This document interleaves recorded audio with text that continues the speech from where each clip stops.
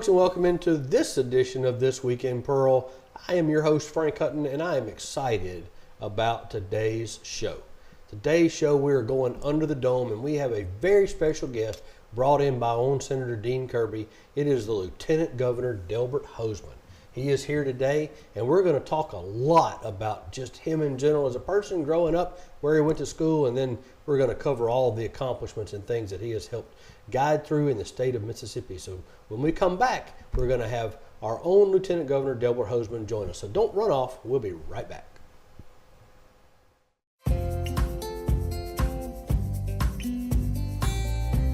Hello, I'm Mayor Wyndham, and I'm thrilled to show you the city creating its own future.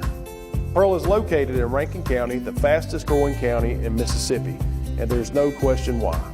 Access to great schools, even better shopping, and unbridled beauty make Pearl a town that truly embodies its name. And with a truly exceptional team of first responders, public safety is another key component of our success. With fantastic housing opportunities from quaint suburban neighborhoods to gorgeous lakefront properties, there's a place for you here in Pearl. You can't beat the location. Right outside of Pearl is the crossroads of the South, where Interstate 20 meets Interstate 55. From here you can travel anywhere within the state or the country. Or you can choose to stay right here in Pearl or experience the small town atmosphere, community pride, and heart of the local residents. Well, hi folks, and welcome back into another edition of This Week in Pearl, where I am now joined by my most esteemed guest that we've had all year long, the Lieutenant Governor, Delbert Hosemann. And it's good to see you, Frank. Thank you for having us. Thank you for joining us. And also, I cannot go amiss without introducing our own Senator Pro Temp Dean Kirby, who represents this area. I do. Live here. But thank you for bringing in the Lieutenant Governor. Thank you for coming. Glad to have you. We appreciate you. And we want to just dive right into just a little bit, because you and I were just talking a minute ago, and I wanted to kind of get into stuff that people don't necessarily know about you. I mean, we see you on TV. You're a great politician, but you've done really well in managing the state's affairs. Thank you. But let's talk a little bit before that. All right. You were born today. As of taping this, it is your birthday, so happy birthday. Thank you very much. So glad that we could celebrate that for just a few minutes with you. But you were born in Vicksburg. Vicksburg, Mississippi. Actually, I was born in New Orleans when Daddy was at Tulane. Okay. And he'd come back from the war. He'd been in Japan and been, actually, was what back then was called Scouts and Raiders, which is now the SEALs. Mm-hmm. So he had come back, married Mom and whatnot, and he went to Tulane for his first semester. They didn't have a summer school. So he went to the University of Mississippi and taught in the business school, taught accounting. Okay. And I was born actually in New Orleans, and then came back with Dad, obviously to Ole Miss and whatnot. And then after he graduated, he went with what's commonly known as the Brunini firm in Vicksburg, Mississippi. So those were my formative years, where I grew up and all that other stuff. And you attended which high school? I went to St. Aloysius High School. Back then, the Brothers of the Sacred Heart were all still alive, and they had an order there of about 7 brothers that were taught us. And they beat us pretty regularly. I just want to be honest about it. They had paddles, Frank, with holes in them, about right towards the end. I remember those. I think I got familiar with Brother Victor was particularly bad. So what he would do, if you acted up a little bit, and we didn't act up much around the brothers, so what he would do, he wouldn't tell you that you'd done anything wrong. He'd just he'd go up to a chalkboard, and they had them then, and he'd write your name, Hosemann, and he'd put one letter behind it. Okay. That was one lick. Oh, wow. So if you got 2 letters, that was 2 licks, and and then he did not do anything until the close of business, till we got out of school to go to football or whatever, about 2:30 or 3 o'clock in the afternoon. That's when he administered the paddle. The justice was administered at that point. Well, I'm just telling you, and if he had had a bad day, it could lift you all the way up off your feet. I think we've all been there. I know. I don't know. It's apparently worked. So yes, whatever. it did. It did me well. I've had a few of those. All right, so you're a graduate of Notre Dame. Mm-hmm. I bet most people probably don't realize that. Majority of people, you're a graduate of Notre Dame. Okay, Right. so first of all, why Notre Dame? Well, when we came out of St. Aloysius, and I got a Sports Illustrated. I really half my time I grew up on Eagle Lake up in the Delta, which you know is flooded and whatnot. And the law firm had a place there called the Outlet. And so we were able to go up there, and I was able to get my own boat and my own 7.5 horsepower Johnson and whatnot and travel around. So it was, I thought I was Christopher Columbus going around Eagle Lake. But as I looked at it, I got a Sports Illustrated, and it had the pictures of Notre Dame playing in the national championship team. I thought that's really interesting. So I applied to those, Ole Miss, I think it was Ole Miss State, Notre Dame, and Tulane, I think, all of those. And I thought, you know, I want to think about doing something a little different. I had never been to the University of Notre Dame. I'd never seen it physically, had never been present. So I got accepted, and I thought, well, that's kind of neat. Let's do something a little bit different. So Mom and Dad dropped me off at what's called the Circle. There's no cars at Notre Dame, and there were no ladies at Notre Dame. It was all male, and no cars on the campus or anything, and students weren't allowed to have cars. So you were pretty much in. So for most people, this is like the late 60s. Yes, sir. And so no cars on campus. No cars. No women attended the university. There were people at the Naval Academy that had more room than I did. Okay. So we all, so they dropped me off, and I went in. My roommate turned out to be from Norwalk, Connecticut. Okay. Peter and I ended up being very close friends. And we started that party. About October, it started snowing. And by November, it was up over my head, and I thought, man, this has been a horrible mistake here. And, you know, the admission standards were high. Sure. And are higher now. I don't know if I could even get in anymore. Exceptionally bright young men were there. And so our day would have been, we went to class in the morning. In the afternoon, you prepared for the next day. At night, you went to the library right after supper, and would stay there about 10 o'clock. So it was a pretty regimented educational institution. Wow. And we had, it's just great, made great and long-term friends. We still keep in contact. First year was a struggle, but as we got in our second year and third year, and I realized I was in when I first went up there, Frank, to be honest, they called me over to the Golden Dome, which is where all the administration was. You've seen pictures of it. Yes. And they said, we need to talk to you. We want to have you do some remedial work for reading and math and whatnot. And I said, really? And he said, yeah, you're from Mississippi. So it was an assumption. So there was an assumption that in the 60s that maybe we were less than. Right. And so he said, we have you projected for a 1.8 grade point average. Oh, wow. Oh, wow. And I said, well, that's very interesting. Doesn't it take a 2-point to graduate? And I said, yes, it does. And so I thought, well, this is a good note here. Wow. I've been here 2 weeks, and they tell you you're going to give you remedial work and fail out. So that was people who know me know that was a challenge, of course.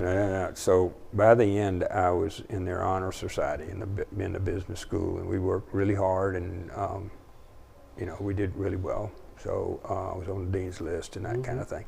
So it worked out good, but that was a good impetus for me to get into study, and I still learn the same way I did back then. We still work at night, and we still do our think tanks and whatnot. Notre Dame was a phenomenal education. It is today. Sure. It's co-ed now. But it was quite small. I think we had about 4,500 kids, 4,600 kids. So it's a large high school here. I know. Yeah. So my class was probably 1,500 or something like that. Right. It wasn't very much. But that gave you a lot of individual freedom and made a lot of close friendships. And there was no cars, nowhere to go, so everybody. The distractions were taken away. And South Bend was not like a vacation spot, let me put it that way. Was there not a lot to do in There South was not a lot to do, So it was. Now, don't let him fool you too much, because I think that's where he met his wife, Lynn. He did, Lynn. I was just fixing to ask. Yeah, she was at St. Mary's, so there were about 1,000 girls over there, so I had a lot of tough competition. But I snared one anyway. That was good. Snared one. So it was good, and we came back here, went to Ole Miss, I went in the Army, and then like everybody did back in those days, Vietnam was going on, and we were in a reserve unit, and then from there we went to, I started law school and had to leave and go in the Army. Then I came back to law school, we finished, and we went to New York University for a year, and got the master's in taxation. Right. As I mentioned, my dad had been a tax lawyer and accountant, so that was kind of leaning in that direction. And NYU was just as hard, if not harder, than Notre Dame was. Everybody that got in had to be in the top third of their class. Right. And they were all law school graduates, and many of them had already taken the bar, and so there was the competition was very tough there. Mm-hmm. It was. Right, but I mean, it sounds to me as if Dad prepared you well with Say Now.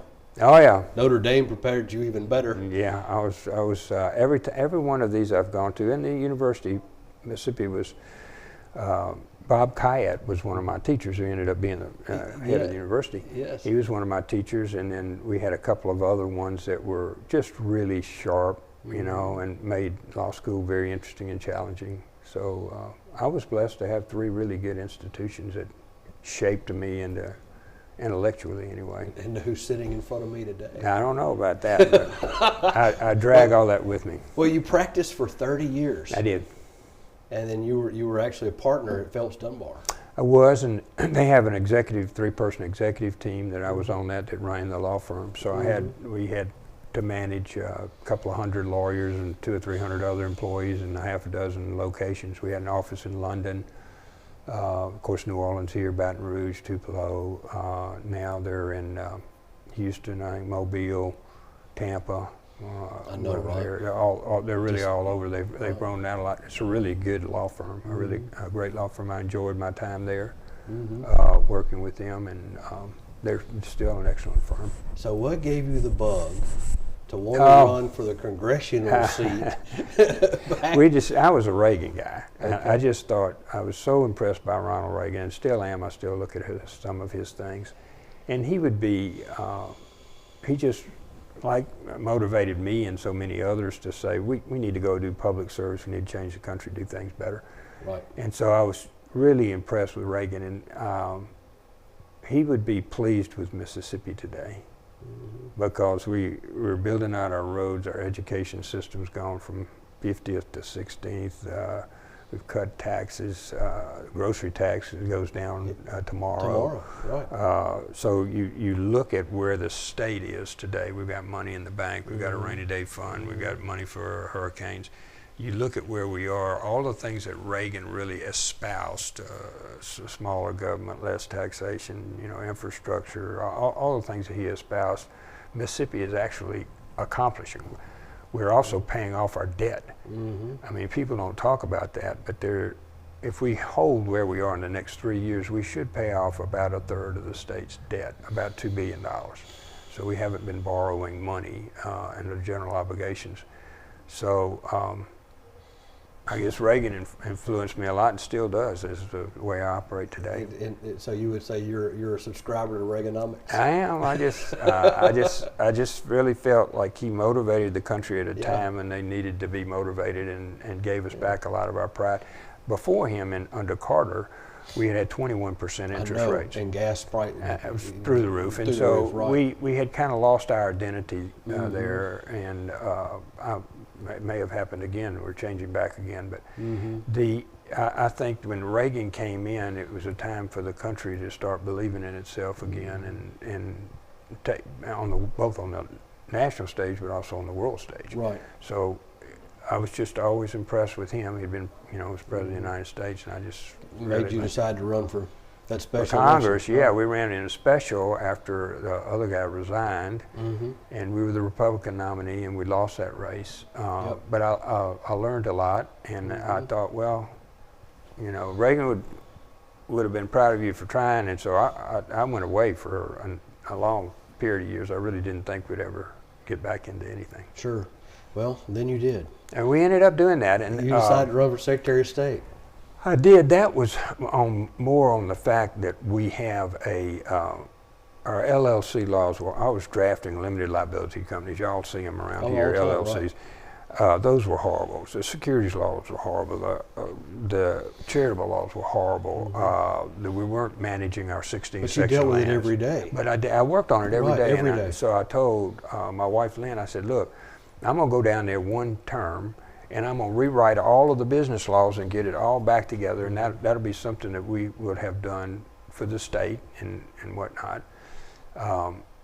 She was not enamored with that thought initially. Well, you went from running from a congressional district. Now this is statewide. Yeah, but it was like years later. Yeah. Many years later, and we had just kind of gone on with our life and gone on with raising our children, and but they had gotten out and gone to college, and so it was another time in our life. Some 8 or 10 years later. Right. And now, for people who may not know this, you were the first Republican Secretary of State. I was. Since Reconstruction. Right. Wow. I know. So, kind of talking with what you just said, because it's kind of making me think about this. When Reagan came in, the time that there was a political shift happening in the country. Republicans were starting to were really starting to be more mainstream. Yeah. And Democrats were really starting to be more leftist, kind of progressive. We're a conservative party, and, Yes. and I was conservative, and I don't think I ever really changed, but I think a lot of Mississippi came forward from being, just hardline Democrat to giving Republicans a chance. And we had a Republican governor. Kirk Fordyce was from Vicksburg. Right. So we had, there was at least some established there. And our conservative way of government, I think most Mississippians believe in. And so gradually it came down to, they'd never had one in Secretary of State, but mine was motivated more initially on getting our financial work together. Right. When I started, there were 100,000 LLCs. Nobody knew where they were or who they were. So we made everybody file again, and we went down to 40,000. Now we have probably 300,000. Wow. So, and you file for free, basically. So that's another thing we did. May give you some indication of how I feel about taxation. So that's the only thing you can do for free anymore. Right. So we were able to start all those LLCs out and get started, and I think those have proven to be exceptionally good.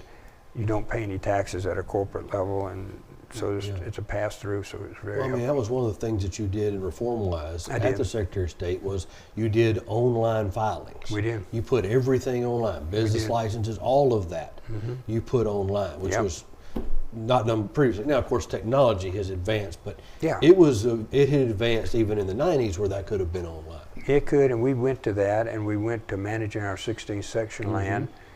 And then I decided to stay one more term. I know you did 3. So then I got involved heavily on the Mississippi Gulf Coast. Yeah.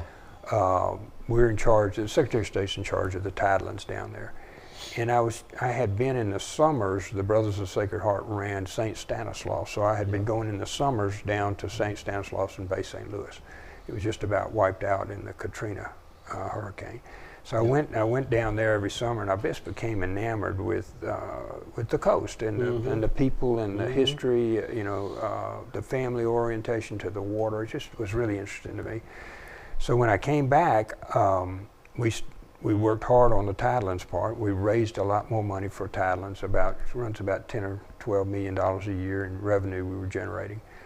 But then Cat Island came up, and BP owned it, and so I became really interested in getting BP to give us the island.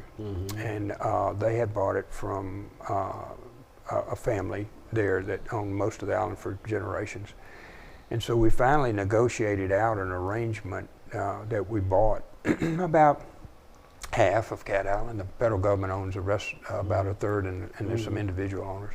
So now people own Cat Island, and we bought 3,000 acres at the mouth of the Pearl River that you own, Mississippians own, will be in our claim forever. The island is spectacular.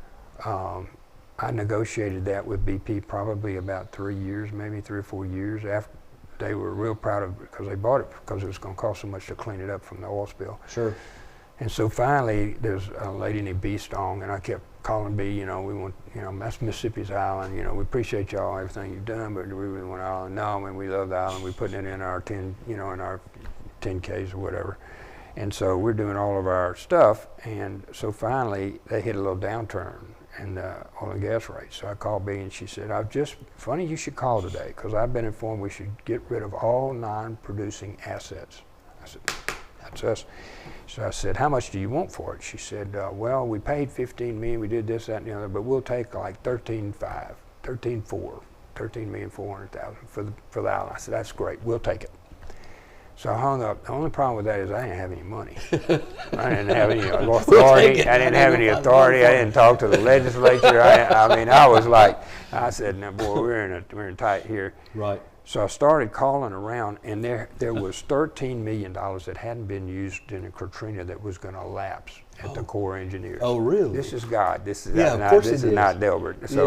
So I said, that's great. So we went and got the $13 million, and we took $400,000. That was all the state paid for a whole island. So it just turned out well. So we got that. What an interesting story. It's interesting, and then we bought when we bought the mouth of the 3,000 acres, the mouth of the Pearl River, it's all grass, and all that and that's where every fish, snapper, trout, all of them have their preliminary life or start. Right. Shrimp start in the brackish water and there. So it's really in the sawgrass and all the other stuff that's there. So it's very important for us to have that because that's basically the incubator for our fish industry. Sure. And our shrimping industry. So I thought that was important. We ended up buying that. That was owned by a family that at one time had gotten it from the Spanish land grant. I mean, it went back for years. They were all over the country, and it took me, I'd say a couple of years to run everybody down and make sure that we could buy it, and we did end up buying it from the state. So those were things that I got really interested in the 16th section land. That was a big deal. We had about 400,000 acres of forest land, and some of our management plans, Frank, were in crayon. Seriously? I'm dead serious. Crayon. When I started looking at them. So when I got hired, are you kidding? I know. When I got hired, I went to the Forestry Commission before I even got sworn in and said, this is crazy. We need to be cutting our timber on time. We need to be having a rotation, the things that people do when they manage forestry. So I went in and I had my first meeting with them. Of course, there's a board, I think about 15 or 20 of them in the room. And they'd never had anybody come and talk, ask. I said, I need for y'all to come help me design a marketing plan for hundreds of thousands of acres. We get 640 acres is what the 16th section land is. It sits in the middle of 36 sections, and it was given to us for education. From Columbus to Tunica, we didn't get any because the Chickasaw owned that, and we didn't get a third of that state until 1826. We got the rest of the state in 1817. It's got 16 sections. The rest of it doesn't. So we got into all of that, and our timber production monetarily went way up, which all the money went to the schools. None goes back to the state. It went way up. We got timber management plans everywhere. Our leases, we started doing better on getting the lease revenue, and so at some points it was 80. Sometimes I may have even reached 100 million a year. Wow. Yeah, it was pretty dramatic change, positive change for the state, and I was real pleased that we were able to do that. And one more thing before we leave the Secretary of State's office, something people may have known or have forgotten, but you actually found out that the state of Mississippi had ratified the 13th Amendment but had never sent the paperwork in. I did. We had ratified it almost 100 years later, but had never sent the paperwork in. And we're talking 2013 here. That's right. So how did you just discover that we had never sent the paperwork? One of our guys was a history, he wrote books and everything, worked for us, and Martin Heckford, he was a great guy. And he was bouncing around looking this up, and he said, we've never ratified. And I said, what? Yeah. And so we found out that we hadn't done that. So we drafted a correspondence, sent it to Congress. Right. We were a little bit late. Right. But at least we got it done. Yeah. So we decided to join the other 49. So he just discovered it. He said, I don't think we've ever sent in anything. And so we started looking around, and we hadn't. Right. So, no, I think we actually ratified it in 95. Right. 1995. But it wasn't sent to Washington. But the paperwork was never processed. That's correct. So technically we had not done it. That's correct. So the federal government, I guess, shows us ratifying it in 2013. Yeah. Wow. Even though we were 1995. That's amazing. So all of that groundwork, and as you said, it's not a Delbert thing, it's a God thing. And I totally agree with you. Yeah. There, God puts you where he wants you. Yeah. And in that instance particularly, I don't know, it's just a miracle. Yes. I mean, the things that you were able to accomplish there at the Secretary of State's office. And then you started running these television ads. Yeah. These television ads that just resonate, that we were talking about earlier. They're wonderful ads. They're very positive. They talk about what's going on. I just have to ask. There's a lady you're sitting with on a bench. It's like you're sitting there with Mama or Grandma. Where did you find her, or did the production? What's the story behind these commercials? Well, go back just a second. What happened was there's a guy, Frank Howell, who is outstanding. He had done Chip Pickering's work, as you know, was a member of the House here forever, and he's a great guy. And so he had done Chip's everything, and I had met him in several different times. So I called him and asked him, said I was going to run for Secretary of State, and could we visit? Let's see if we can have a good rapport with each other. So he sat down with me, and we talked about why I wanted to do this and how I wanted to change things and whatnot. He said, well, I can tell you this, with a name like Delbert, you can never get elected. I said, well, okay. You know, Scotty, why am I talking to you? You know, Scotty Howell, I called him Frankie just a second ago, that's another guy. But Scotty, I said, Scotty, why am I talking to you, man? You're not helping me at all. I said, besides, they never get my name right. If I call about and leave word for somebody, it's Gilbert or you know Egbert or something. You know, they never get my name right, so I don't know if that'd really be. And I could see him start, and so he called and said, I want to shoot this ad. He sent me this stuff, and we went to shoot the ad, and I had not met Dorothy ever. So about 8 o'clock, we sat down and visited, and getting ready. She was getting her makeup on and everything, and we just started. She had grandkids, I had grandkids, and we just kind of hit it off. So we walked out of that room and sat on that bench, and in about an hour we shot those commercials. And I don't know, we had a rapport with each other, I think. You can tell that you just did, and it makes it believable. Yeah, it's like your grandmother. It's like my own grandmother, and so I was treating her like that, and trying to be nice and try to be like a Mississippi gentleman and not be cutting her off or anything. And she was just positive about what she was saying, and I don't know. I particularly wanted it to be a positive, where you can get across a positive in a Secretary of State or other race, down ticket race. It's really a lot about name ID, so people need to remember. Sure. I think it might have worked too good, because I remember one lady coming out of the polls and was mad at the poll workers. Said, "What's wrong? I can't find Gilbert on the ballot." She said, "Ma'am, that was an ad. His real name is Delbert." Oh, okay. So I Engelbert. Engelbert. Yeah, we've heard it worked out, and I'm thinking that was positive. Yes. Then we stayed our last year because of voter ID. Yes, which I was going to say, and the voter ID you were able to get, and that has never been challenged. We were the only state that did that. Right. And I wrote an article about that. It was actually published in the Law Journal, Mississippi Law Journal, but I wrote an article about how that occurred. And we, as part of our program, we really thought we needed to have an identification. And I found a guy named Mr. Barnes from down in Jeff Davis County. Mr. Barnes had voted, and I also got a picture of his tombstone. And so I went all over the state saying, we got pretty good health care in Mississippi, but now we're able to get people that are deceased to come cast a ballot. So how good are we? So we generated up a good bit of comment there. It wouldn't pass the House and the Senate, so Joey Fillingane and a bunch of others filed a constitutional amendment. And we were able to get that passed. We participated in that. So that was step one. Step two was, of course, getting through the Justice Department when President Obama was in. Right. And they sued Mississippi just for fun, you know. They start out Monday morning, let's sue Mississippi, and then what else are we going to do today? Right. So I went to Washington, Frank, and I go in up there to a meeting, and it's the head of the Civil Rights Division, the assistant head, a bunch of lawyers with yellow legal pads writing stuff down, and so I sat down from them in front of all these people, and I said, it's kind of funny. I had to show my ID to get in here, but I don't have to show my ID to vote. Silence. Wow. Nobody thought that was funny at all. Of course they didn't. No. Oh, no. Mr. Holder was the head of the thing back Eric then. Holt, right. And he didn't think anything was funny about voter ID. So anyway, we went into conversations back and forth, and I was writing the regulations for them.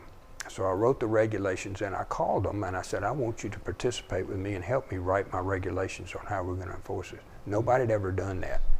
So I called them, and I said, I want you to do this. And they said, well, usually they just send the regulations up in a brown envelope, and we throw them out. I said, well, I'm not doing that. I want to work with y'all. We want to make sure this works. It's a constitutional thing in Mississippi. It's important to my constituency. So I flew up there, and we went and talked to them, met with them about what we were doing, and then we carried on a series of conversations. While this was going on, something called the Shelby case came out, and what happened was the Supreme Court said you don't have to look back on prior actions of a state in determining whether their current actions are actually unconstitutional. And they ruled a part of the Civil Rights Act, I think Section 4, was ruled unconstitutional and not necessary anymore. Okay. So when they did that, Mr. Abbott, who's now governor of Texas, said, well, Texas is going forward with ours, and we're not paying any more attention to the federal government, and the Justice Department can jump in the lake. Right. So with that, Mr. Holder flew to Texas and sued Texas on behalf of the federal government. The ruling came out about 9 in the morning, as they normally do. So about 9:45, I called the head of the Civil Rights Division in Washington and said, look, that ruling came out, but that doesn't really affect me, because I told you that I was going to work with you on doing my regulations, and I'm going to work with you on doing my regulations. So all that's fine. I mean, Texas and them can still fight, but I want to do one that's right, and I particularly want to avoid any bad problems with the Department of Justice. Right. So I submitted all of them. They gave me 2 or 3 things they would like, for example, student IDs for colleges should be able to qualify for voting. I thought that was great. I can't get them to vote anyway. I'd love to have them come vote. Certainly. Be a part of the system for the rest of their lives. So we made a couple of adjustments that were recommended like that to the regulations. And so it came up, or the congressional primaries came up, and I kept waiting, and Mr. Holden called me back or whatever. So finally, I called up there and spoke to him, and I said, you know, I've got an election. They're fixing to start voting absentee here in 45 days, and I just wanted to check, you know, I've got my regulations and everything, and what are y'all thinking? He said, I don't see any reason for, I can remember a direct quote, I do not see any reason for the Justice Department to be in Mississippi on this matter. Wow. And I said, that's great, I don't either, and thank you very much. Have a nice day. And have a nice day. So with that, we never got sued. Every other state, South Carolina got sued. Well, that explains why it's never been challenged. It's really unusual. We went, South Carolina was in trial, so I got all their briefs and everything, and so I had made sure that we weren't stepping on any major snakes that were in there. That were. Sure. I looked at what they have these experts that come and testify about how horrible you are. I looked at their testimony and made sure we didn't get any of the bad things that were really bad about it. And we just did well. And I was really proud of Mississippi. That, in a lot of ways, Frank, that was a turning point for our state. And now you see it continue on where we're the 16th in education. I know, right? You're seeing us, like they sued us over our mental health. We won. We won the case. So I think when you look at our state, we are maturing in the ability to be competent with our mental health, competent with our voting, whatever thing that you're going to challenge our state to be. So I've been real pleased with that. And we just a few weeks ago had Wendy Bailey on this show. She was talking about she does a great job. And all of the things that they cover, and oh my gosh, it was so extensive. We could have talked all day with the stuff that they're responsible for and what they do. It's amazing. It's amazing. I actually went to trial with them in the federal court, and I was sitting there with one of my former law partners. Phelps was actually representing them, and the guy that's the judge was also worked at our law firm. And so he said, I see for the first time that the lieutenant governor is here on this case. So Governor Hosemann, you're welcome here. I said, thank you very much. I hope never to return. I don't ever want to come back. I don't ever. We want out of this case, and I don't ever want to see you again. Nice seeing you, but Have a nice day. So, yeah, that's fun. That's a wonderful story. I did not realize the depth to which you went through to actually get that voter ID. Oh, that was another miracle. That's absolutely. They sued everybody. I think Texas may still be in litigation. I think they still may be, right? I mean, but that's amazing. But ours worked. The other thing, the secret thing that I did about that. Well, while I was looking at this, they always said, well, everybody doesn't have an ID and all this other. So I went to New Jersey and got a polling group that was a national polling group that everybody respected. They did work for CBS, ABC, and all back when they were bigger. Sure. And so they did individual polls, and I had them, only they and I knew. I hired them to come pick certain locations, precincts, where they would stay and ask if you had an ID when you exited. I didn't pick any of them. They picked, I think, 20 or 30 of them. I required them then to put the information that they checked in a locked box that was then sent to New Jersey and opened in front of cameras. So nobody could say that anybody had ever fiddled with this thing. So when they opened it up, it turned out 95% or more had an ID with them when they cast their ballot. Wow. Now, no other state had gone to that kind of factual situation. So when I came to them, I said, you know, you worried about this, but we're only talking about 3 or 4% of the people don't have one. And then I'm willing to give a college ID, you know, an Indian, if you're Native American ID. So we had 5 or 6 IDs that qualified. Of course, your passport and that kind of thing. So we were able to convince them that in Mississippi, we were really dealing on the edges and that we would make up for that. No other state did that either. I don't know how much you want to get into all of this. I love this. These are great stories. These are wonderful because they really give, you know, our viewers and the citizens, you know, of our state. What happened behind the scenes. Really what happens but Frank, here's where it goes for me, Dean, because I know you want to get, here's where this goes for me. It really helps me understand how you go about governing and how you really dive into the information, and you're not just throwing darts at a dartboard. It really helps, I think, us and the people who are watching today understand this is how you think and this is the direction that you go when you're researching something. Preparation is important. I think it's wonderful, and being able to really relate and understand how things are made, how the sausage is actually made. Most people don't want to know that, but they just want to know the result. They want the results. If I may, during all that time, I was handling that bill on the floor actually, and after I spoke on it and all, had a gentleman from the Delta say, "Senator Kirby, what do you have against the Delta?" Kind of caught me off guard. Sure. Because, you know, anyway, my answer was, I don't have anything against the Delta. Well, you must have something against the Delta. If you're wanting to pass this bill, you're picking on the Delta. What do you have against the Delta? Senator, I'll tell you again, I have nothing against the Delta. As a matter of fact, when I die, I'd like to be buried in the Delta. Why, he said, would you want to be buried in the Delta? You're not from the Delta. I said, no, I'm not, but I'd like to keep voting just like the rest of those people up in that cemetery. And he sat down, and that quietened everyone down. I want to be where I can still vote. That's good, Dean. That's very good. I like that.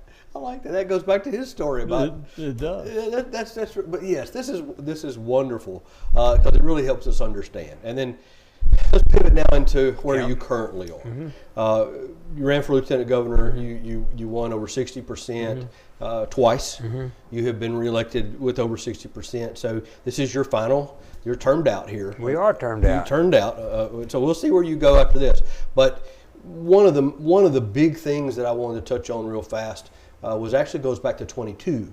When you did the tax bill, I think it was House Bill 538 or something like that, where you reduced, you did away with the 5%, you cut it down to 4%, one of the largest tax cuts in state history at that time. And then since then, now we have House Bill 1 that came through, now is the largest tax cut. Kind of walk me through this and where we went from in 22 and now in 25. Yeah, well, one of the reasons for this was that we were doing exceptionally well. The state was doing well. And so we, going back to Reagan, we want to leave as much money as we can in taxpayers. They don't need to send me any money when they can spend it a lot better than the government can. So we started by looking at abolishing the 5% rate and gradually bringing it down to 4%, which we will do this year. That's this next year we'll actually get the rate down. So Senator Kirby and all the members of the House bought into that, and we did the projections on what our revenue was from where we were and what inflation would do for us. And so we passed a very large tax bill. We came back this last year and looked at how do we eliminate the income tax over 15 years or whatever. The governor was real big on that. I had two other things I thought were very important, and so like the legislature normally does, there was some trade-offs. One, I wanted to reduce the grocery tax, and tomorrow the grocery tax goes down 2%. Thank goodness. I think that's important for working Mississippians to pay as little as they can to eat. So the other thing that I knew was cataclysmic for the state was the retirement plan. Now, the retirement plan, depending on who you talk to, is about a $35 or $36 billion asset, but it's about $25 billion underfunded using a 7% interest rate assumption. So we have there was a crossroads. There is a 3% cost of living, COLA, 13th check, whatever you call it. Those were embedded into the plan. So the crossroads was, do you keep the same plan and reduce the actual cost of living or some of the benefits or whatever, or do you start a new plan? Well, I was not going to reduce benefits for anybody. I just didn't think that was fair. We had a contract with everybody, Frank, and we needed to honor that contract. So the other option was to start a new plan for new people and basically pay our way out over a period of years under the old plan, and that's what we did. The new plan is a 401k plan, starts March the 1st of next year. All our new employees will go under a 401k plan like most everybody else for 5%. Then we got a 4% defined benefit plan that gives you a base, and then we got Social Security, which gives you another base. So our new state employees will have a lot of options, and the 401k plan is 100% vested. The other one, if you're a defined benefit, you had to wait 8 years. You had to wait 8 years before you get it. Our 401k plan will be 100% vested. So I thought that was really important, and this goes back to what we've been talking about. In every one of these, Social Security runs out in 2033, according to the Wall Street Journal. 2033, and it will require to reduce benefits by 23% or raise taxes. That's where they're going to be 8 years from now. Mississippi, on the other hand, addressed this, something that most people said could never be done because, oh my goodness, it'd be so much difficulty politically to do this. We're the other way. We are starting right now with amortizing our debt on all the people that worked here before and all the people that are working here now, like you and I. I intend to get my benefit. And so over the next 20, 30 years, we'll gradually work, or as they say, actuarially mature, and this will go away. The old one will go away, and the new one will gradually come up to where it's the plan for the state. So the federal government didn't address it. We did, and I want to tell you, a lot of the leadership for this came from Bill Benson and Kelly at the actuarial board, at the PERS board. They came to me last year when we did this. There was a lot of hollering about what we should do, and we put some more money in it, and we increased the amount of money that Pearl and everybody else has to put in it to 19.9% of salary. A lot of money we're putting into this, hundreds of millions of dollars. So they came to me and said, it's just not sustainable. And I said, you're right. And so they hired an extra actuary, and we hired our own actuary at the Legislative Budget Office. And we designed, with the board, this 401k feature and this other one for ones going forward, and the additional money that we were going to put into the plan.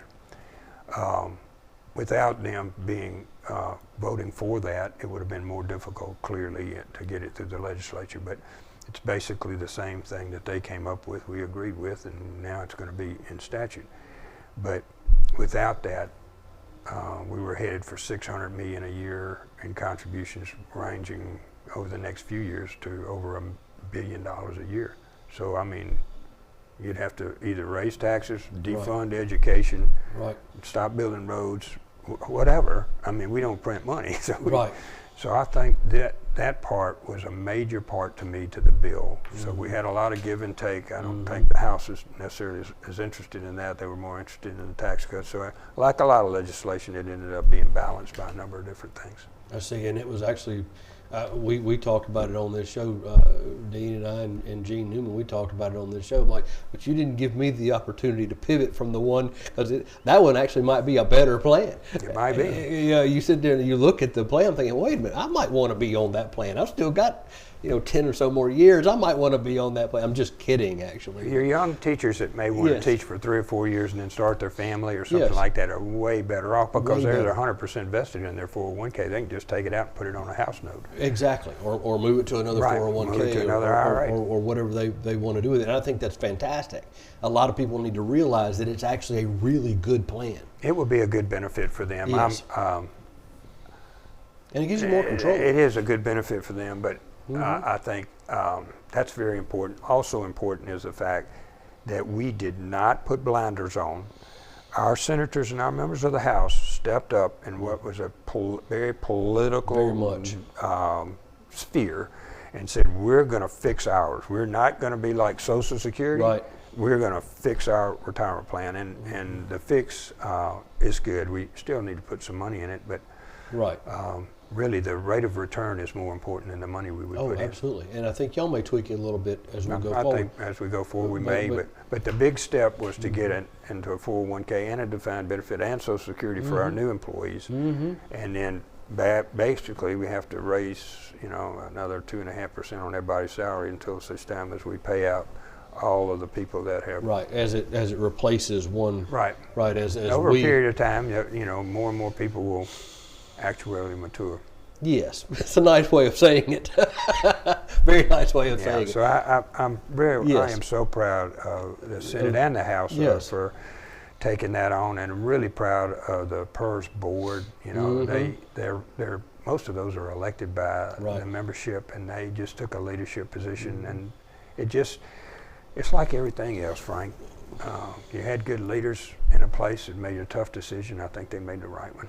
I agree, and in the face of all the noise, all the noise that was swirling around this, and don't ever change. And I try to tell people all the time, because I see people in the grocery store just like you do, and they ask me all the time, because they know I talk to you guys all the time, and they talk about it. I'm like, look, they know more than we do right now. They have more information than we do right now. You elected them because you trust them to represent you. Go let them do their job. And they'll tell you when it comes out what they're voting on and how. And I said, just be patient. The loud voice in the room, I just drown that out because I don't want to hear it. Well, they won't tell me or Dean, but probably about 25 or 30 years from now, the 19.5% that we're putting in to pay for those will go away. Right, it disappears. And so some state of Mississippi 25 or 30 years from now will have a huge income that expense that will come off the books, and they'll be able to put it on education or roads or something like that. Right. Yeah. Even though we may be talking 2060, but that's still, they have to address those things in 2060 just like we do in 2025. Otherwise, we'd have had $600 million, $1 billion a year. It's not sustainable. I know, and this brings us back around to the conversation I said about your leadership.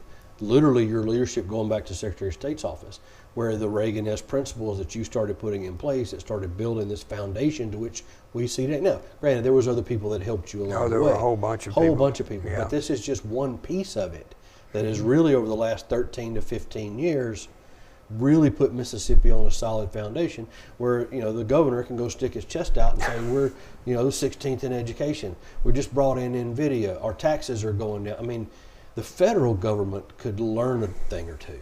The education was really important to me, and when I started out and y'all hired me, there are several different things that we needed to do. We needed to improve education.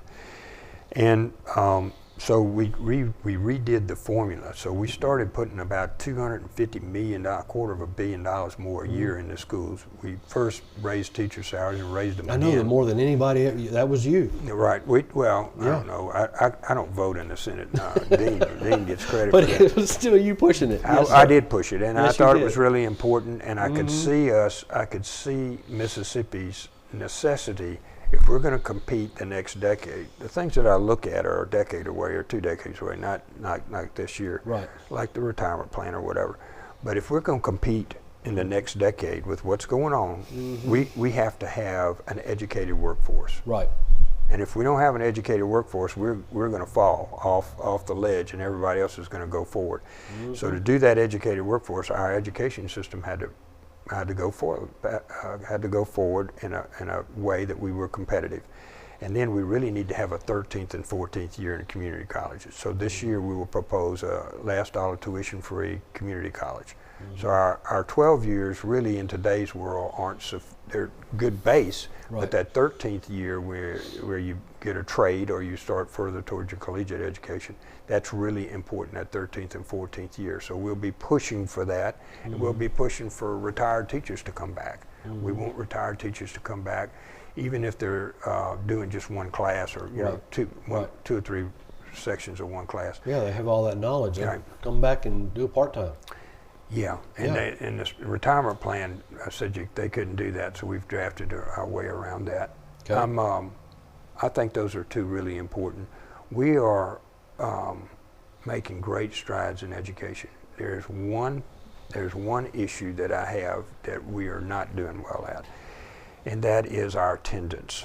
Now, after COVID, our kids quit coming to school. Right.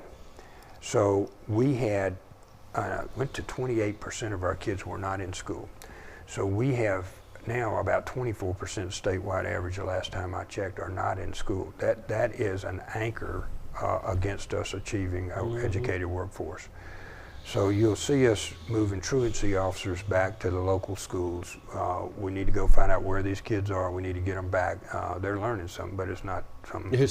Not what you want them to learn. Right. And they're not going to be productive citizens because they're not going to be educated. And so it just is a series of bad things happen. I started the Lieutenant Governor's Award for every school that had 15.9% or less absentee. And I think I gave out like 80 or 90 of those last year out of about 700 schools. I was thinking to say out of how many schools? I know. No, we're not nearly where we need to be. So I think I'm working on a program this year to try to get our kids back in school, either through truancy officers or by, I'd say, a communication effort that our group and other groups will get to make sure moms and dads know how important it is to have them back. There's a chronic absenteeism, which means you miss more than 18 days for whatever reason, health or otherwise. So I'd like to have our chronic absentee rate below 15%. Yes, I would agree with you, because we don't need to leave these people behind. And as you said, that is an anchor. No. That will drag us down. Right. Well, we're going to pay for it. And we'll pay for it somewhere, somehow. Yeah. Now, we've talked about this on this show. As your school district goes, so does your city. Without question. And if we lose the schools, then we lose the city, we lose the county, we lose the state. Parents will move out somewhere. They won't stay here. No, we're extremely blessed in Pearl and Rankin County schools, I tell you. We are here. We're extremely blessed. But we have other to stay, parts of the state aren't exactly We can't get complacent. Like that. We have to stay vigilant. Complacency has gotten us into this mess that we're in on a national level. That's a whole other conversation for another day. But so we had a fun end to this legislative session. And so we're looking forward to 26. Me too. So tell us a little bit about what's on the Delbert Hosemann Lieutenant Governor's plate for, I heard the education part, that's one. Education is one. What's on the plate for you? Well, I have two things. One, I was up yesterday on Sunday night. I was working on this, on what they're doing in Washington. Yes. On Medicaid, SNAP benefits and everything, and trying to figure out how that's going to affect our budget down here. Mm-hmm. And met with Medicaid. Was happy to visit with them yesterday about what they foresee coming to that. Were you reading the Senate bill? I read the Senate bill. The one that they're working on right now? Okay. Now, I didn't read all 900 pages. Right. I'm reading summaries of that. And I talked to the head of Medicaid yesterday for a long while about what she anticipates some of these arrangements would do to us. And SNAP benefits, it's under Human Services, it's under Bob Anderson, it's not under her. But I'll be meeting with them today. So I'm trying to figure out how this is going to affect our budget coming up for next year. But I do think our push, one of them, will be to reorganize the state's government. Now, we haven't done that. It was on my list, but, you know, we had taxes, we had education, we had transportation, the things that we've done, you know, the gas tax and stuff.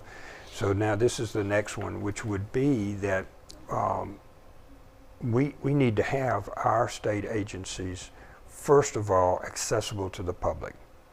Now, by automating and doing all of the AI and all the other stuff that goes with having electronics, we basically want to open the state 24 hours a day.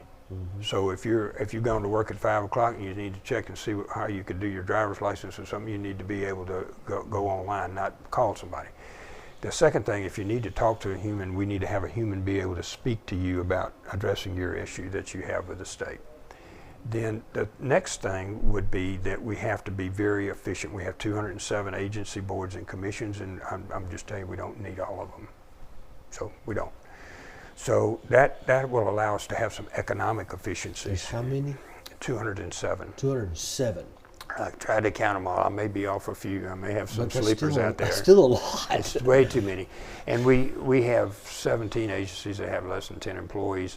So we're working with Kelly Hardwick and the others at our personnel board, and they're giving us information on where all of this is out. I've sent 2 of our senators out to visit every location where there is an agency in every public building in the state.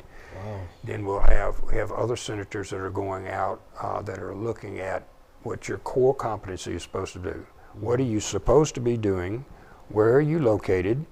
Do we have too much space there? Where whatever.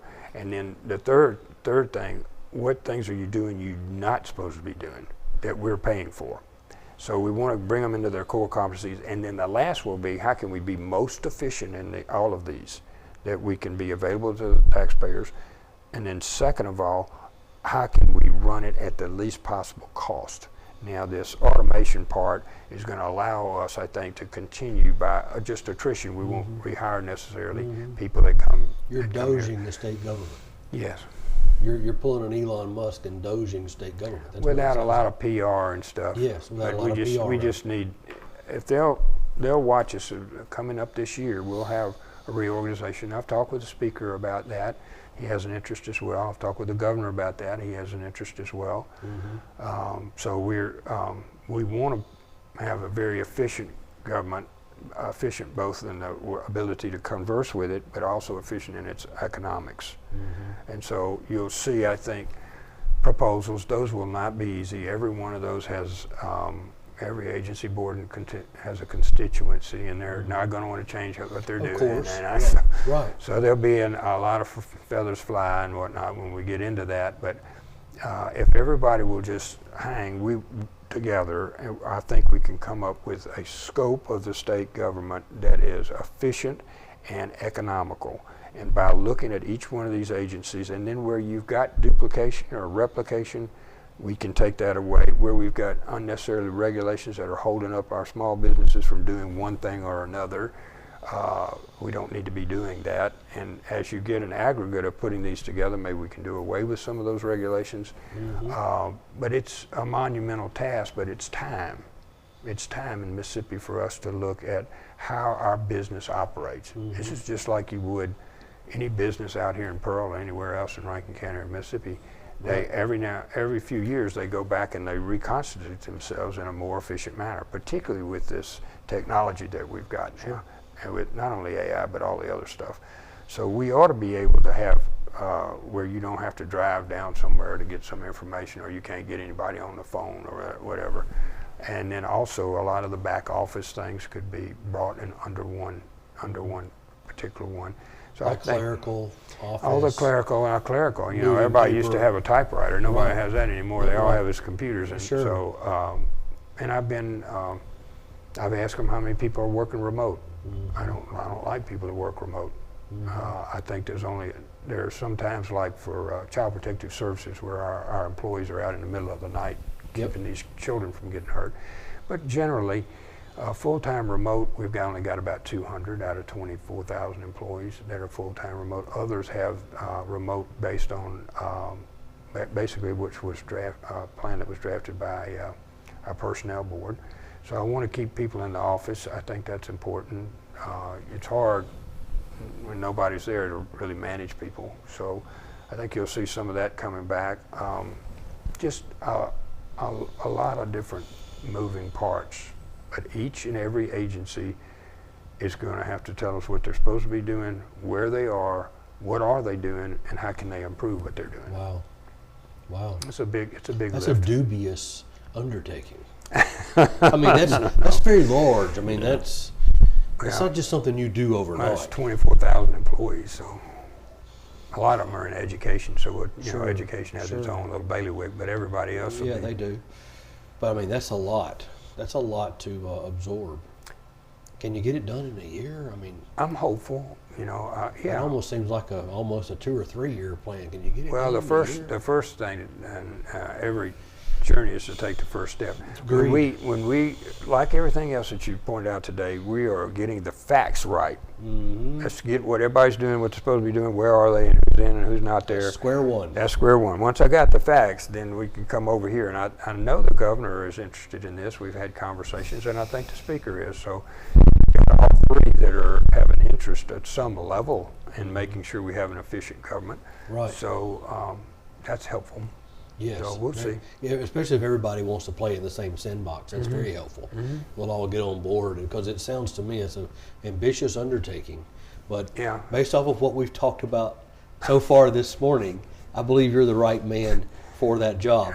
We look forward to it. You mentioned Medicaid. You're reading this, and we have a lot of people on Medicaid here in this state. We bannered about having expansion to Medicaid, and we talk about now the federal government.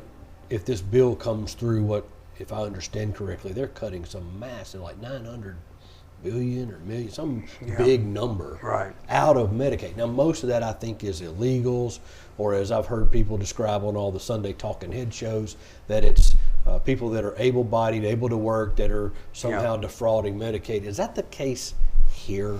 Not as much. And when I was visiting yesterday with the head of Medicaid, she was telling me that, we had talked about a work requirement 2 years ago, in Mississippi, and came close to getting that passed. But I had asked her how many people would be subject to that and subject to these benefits, and she said she believes that it will be a relatively small number. So we'll get that from them if this comes out, if the work requirement and the others come out. We were able to keep our provider tax, which is real important. The hospitals pay a bed tax of about 23%, and then we bill the government 77% and give it back to the hospitals. Right. So they've been living off of that, and that's $500 or $600 million a year. And I think we're grandfathered in under the current one for that particular one. So our hospitals won't really lose any money. Well, rural hospitals have always struggled. Sure. And they'll continue to struggle. And so they put in, I think, a $25 billion rural hospital plan. I haven't looked at it. Okay. We struggle with the rural hospitals. We have a lot of Mississippi hospitals. Some even in Hillburton go back, literally 100 years. So we struggle with the rural hospitals from a number of different areas. One, we have declining rural population, like there's out-migration from the Delta. So there's not many people there. And then the second is the physicians and whatnot. We have a plan in which we have, I think, 57 physicians that have agreed to go into rural Mississippi to practice, and we pay for their salaries and pay for their tuition and everything at the University of Mississippi Medical Center. So we've got that going on where we're trying to populate that, but it's very difficult. A lot of the physicians want to practice in a larger area in Tupelo or Hattiesburg or Coast or wherever. So our rural areas really struggle. Southwest Mississippi struggles. Delta struggles. So we're very concerned that the funds that are available here from the federal government will not be as helpful as some of the ones that we're doing now. That will be a continuing discussion, I think. The delivery of health care in rural Mississippi. It's very important when people come, and Dean's right, when you're trying to recruit a business, they want to know what your hospital is, what your education system is, what your transportation system is, how much does it cost for electricity, what are your tax benefits, which we have very comparable tax benefits for everybody, something called MFlex that I worked on actually. So we've got, a small town that loses its education system, that doesn't have at least a primary healthcare system, it puts it at a distinct disadvantage for growth. Yes. And in fact, it will continue. And I figure saying it'll kill it. Yeah, it'll continue to go down. So yes, the delivery of health care in the rural Mississippi is, first of all, it's important to me. We don't need heart surgeons everywhere. So we have to do some economies of scale with this, but we need the primary care and the OBGYN and those kinds of things that keep people healthy, located in such a way that most people have access to health care. So that will be a challenge as these hospitals that were large hospitals end up having less people to serve, so therefore their numbers don't look any good and they can't make a profit and they can't attract physicians. I was fixing to ask you, is this where the state steps in with UMMC and maybe expands UMMC into some of these underserved areas and puts clinics there? That something you could see they've done that in Grenada, for example, as a UMMC area. Lexington, I think, is another one. So they've done that in some areas. I don't know that that's a be-all, end-all cure. The university system, it has an education component, a research component. It's a huge 11,000 employees. So I don't see them as taking over all the healthcare in the state of Mississippi. No, I doubt if you ask them, do they want to do that? No, I would. Most of them would be losing propositions. So why do we want to be in a lost position either? So I think some of these, you've seen St. Dominic's Baptist just acquired a hospital in Starkville. Northeast Mississippi's got about a dozen hospitals, and some I think maybe even in Alabama now. But you're seeing these regional hospitals, Forest General and whatnot, that are taking over their ones that are more geographically close to each other. So I think you'll see that more than you would see a proliferation of UMMC. Do we continue addressing the certificate of need issues? We will. It came up last year, and it'll come up again this year.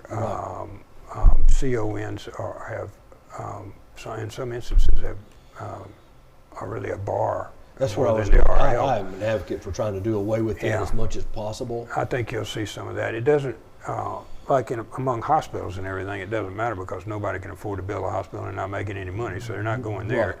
So you would look at more things like mental health, where you wouldn't want a barrier to mental health. We need more mental health beds, and we don't have them. Yep. So you'd see I see it addressing in those fashions. And then I know one of the things we've talked about here, is in the rural areas, are allowing nurse practitioners to practice in these areas and be out from underneath a physician. I don't know kind of how that. It's a scope of practice question, and it's come up every year. Of course, the physicians believe that they should have the last say. Right. The nurse practitioners say that works sometimes. Sometimes they don't really get much help from anybody. Most of the nurse practitioners are under direct supervision. Like I think in Hattiesburg, they probably got a couple of hundred of them. So there are a lot of them. It's relatively rare to have one isolated, just one out in the middle of nowhere. Sure.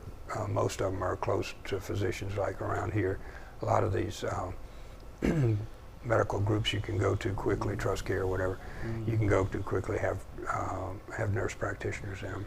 Well, the reason why I mentioned UMMC maybe doing some expansion would be just exactly that, because they are a teaching hospital and they are a researching hospital.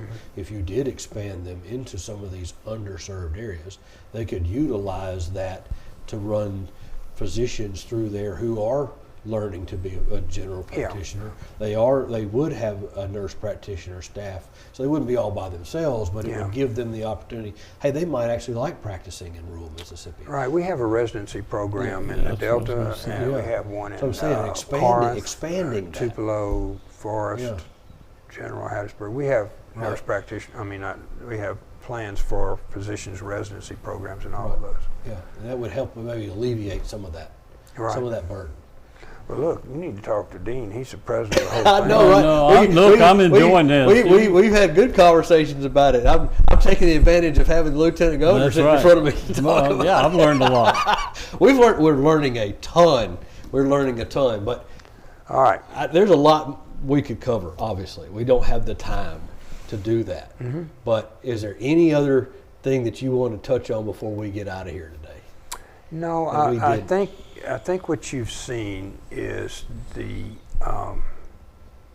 exponential growth in Mississippi being able to run its own affairs in a conservative, business-like manner, educate its children, build its roads. I mean, nobody, 3 cents a gallon.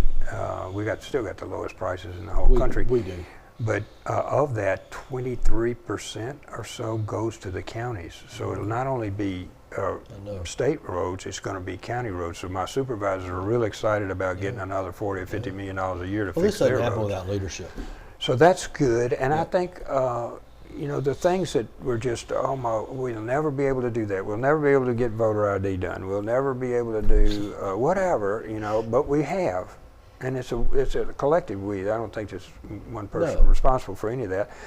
But collectively, we've been able to address everything from retirement plans to education to transportation to gases to whatever, to reducing the income tax. Those were never done before. In the last 5 to 10 years, you've seen this growth in Mississippi where we're able to do our own thing without federal interference on some kind of basis.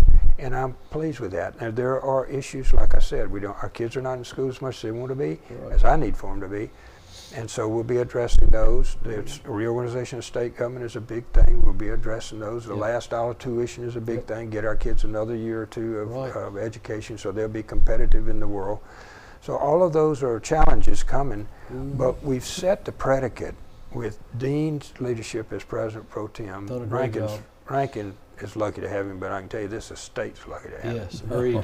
So we're seeing that maturation occur, and we're on a roll. And my goal is to have my 8 grandchildren grow up and live in Mississippi and have the same benefits that you and I had. Yes. That's my long-term goal. So when I get through my time that people have hired me to do the work, if my grandkids want to stay here and prosper here, then I've had a successful time. You're very humble. I don't know about that. Well, I was actually reading last night that Mississippi was one of the top 10, as a matter of fact, I think it was 8th best states to live in the United States. And then it had us like 6th, I think, for best place to live as a retiree. Wow. Now, we've come a long way. We're in the top 10 but that's direct leadership. These 2 gentlemen sitting in front of me. Through the lieutenant governor. And based off of your resume, I would say that 18-year-old, 19-year-old that was at Notre Dame that was told a 1.8 is the best you're going to do. That challenge, you have taken that challenge everywhere you've gone. It's still going on. And it's still going on today. And I have to say that I've learned a lot today. We're anxious. Thank you very much. I've told you many times that he's a workaholic. Yes, I see that. Work is a hobby. We're on Delbert time. I've heard about that. And this morning you've already been on a talk show before you even got here. Yep.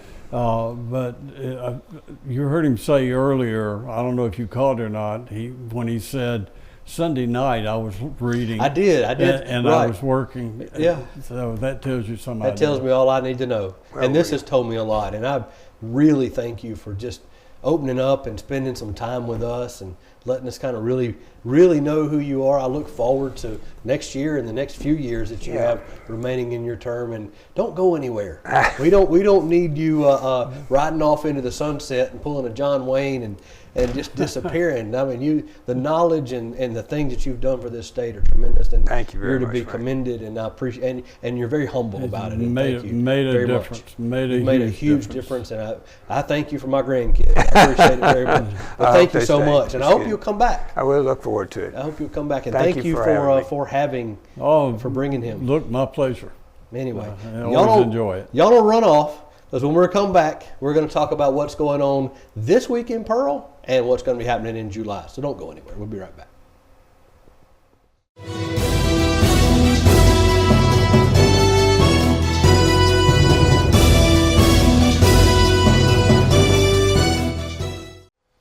Hi folks, welcome back into This Week in Pearl, where we just went under the dome with Lieutenant Governor Delbert Hosemann. I want to tell him how much I really appreciate him coming by and spending some time on his birthday today with us and going through his life growing up and going to school, and then really getting into the meat and potatoes of state government and how we've gotten to where we are today. This was a fantastic conversation. Really enjoyed having him here. I know y'all will agree with me as well. All right, so what's going on right now in Pearl? Well, it's going to be a little quiet. We're headed into the July month. So in July, a lot of things kind of settle down, where people start taking some serious vacations. They go off to the beach and they go off to the mountains, and all that kind of happens. So we're going to do the same thing. This is our last show for this summer in June. So this will end it for today. We'll be back in August.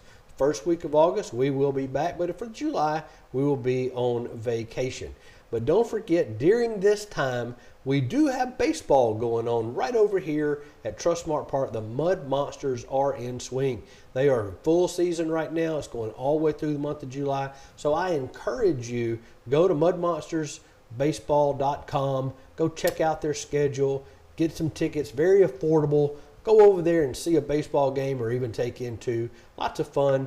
And then just have a good time experiencing the summer. It's going to be hot. It's going to be typical Mississippi summer, but just have a good time, and we'll come back in August. So until next time, I'm your host, Frank Hutton. I will see you in the fall.